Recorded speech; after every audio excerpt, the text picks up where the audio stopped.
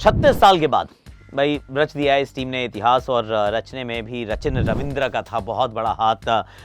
So well played New Zealand without doubt, क्योंकि उम्मीद तो नहीं थी कि जिस तरीके से आए हैं वो मुकाबला जीत जाएंगे, पर जीत चुके हैं। So well done New Zealand. पर भारत मैच कहाँ हारा है? क्या क्या गलतियां थी जो हो गई हैं, और क्या रविचंद्रन अश्विन को आखिरी दिन इतनी लेट गेंदबाजी के लिए बुलाना सही था? सवाल पूछे थोड़े।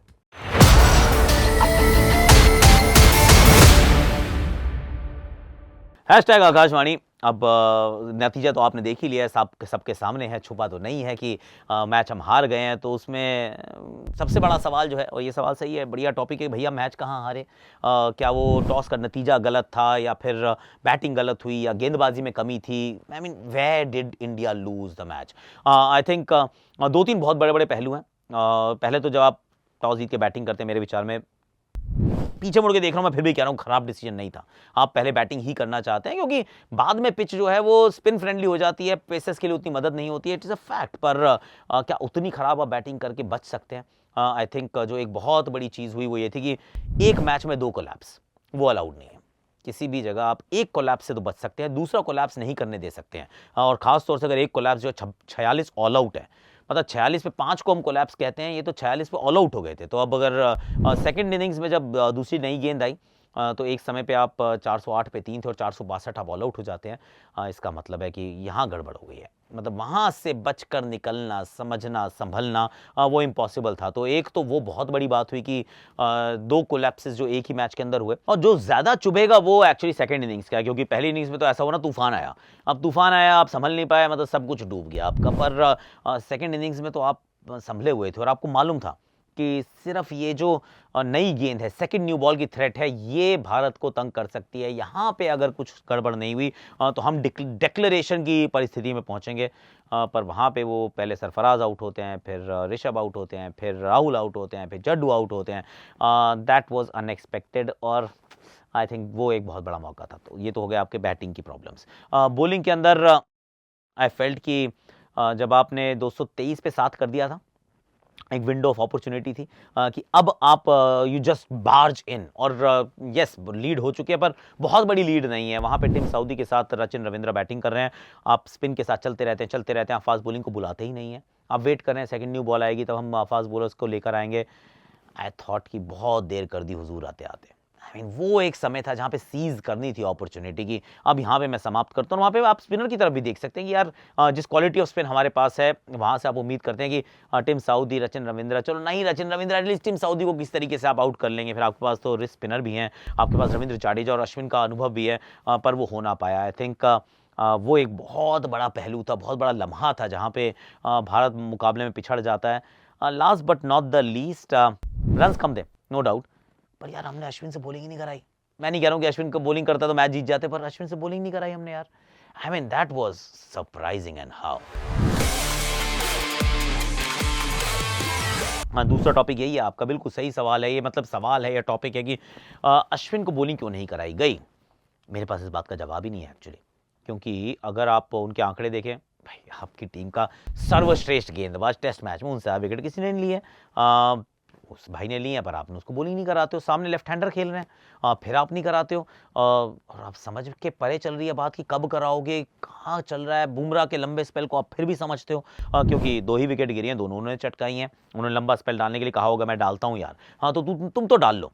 पर दूसरे एंड से मोहम्मद सिराज हालांकि नई गेंद से अच्छी डाल रहे थे, पर फिर आप उनको रोकते हैं। जब आप उनको रोकते हैं तो फिर आप जड्डू को लाते हैं, अश्विन को लाते हैं, उनमें से किसी एक को भी आप पहले बाद में कर लें कोई बात नहीं, पर आप अश्विन को 5वें विकल्प के रूप में इस्तेमाल करते हैं। मैच तो खत्म हो गया था यार, उस मैच में कुछ जान ही नहीं बची थी। क्या 15-20 रन बचे, आप उनको बुलाते हो, आ जाओ भाई बॉलिंग कर लो, नहीं कराते इससे अच्छा।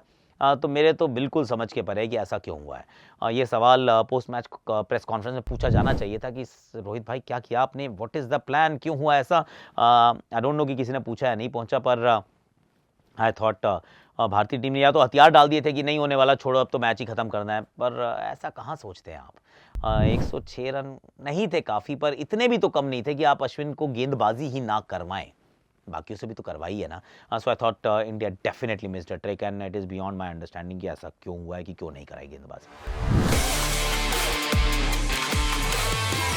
भाई 2 टीमें खेलती हैं, एक टीम जीतती है और जो जीती है उसकी बात होनी चाहिए कि उन्होंने क्या-क्या सही किया। क्योंकि जो एक बहुत बड़ा एक मेरे विचार में एक टेलिंग फैक्ट था वो ये कि भारत आते हो, भारत को हराने की कोशिश करते हो, कैसे हराओगे?